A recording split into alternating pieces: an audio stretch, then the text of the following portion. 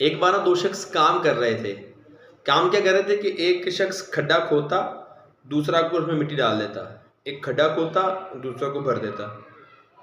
एक शख्स इन दोनों की हरकत देख रहा था, बड़ा हैरान हुआ कि यार ये क्या काम कर रहे हैं। उसने आकर उसको कहा कि भैया आप क्या काम कर रहे हैं। तो उसने कहा कि हम ड्यूटी कर रहे हैं, आपको नजर नहीं आ रहा। कहा नजर तो आ रहा है, मगर हैरत ये हो रही है कि ये काम कौन सा है, इसका फायदा क्या है। उसने कहा भाई हम अपनी ड्यूटी कर रहे हैं, फायदे का हमें नहीं पता। कहा स्टोरी तो समझाएं कि काम क्या कर रहे हैं, आपकी ड्यूटी क्या है। कहने का असल में हम 3 लोगों की टीम है, एक मैं हूं, एक ये है और एक और है। मेरा काम है खड्डा खोदना, दूसरे का काम है पौधा लगाना और तीसरे का काम है मिट्टी डालना। अब वो जो पौधा डालने वाला है ना, वो छुट्टी दे के आया है। अल्लाह अकबर।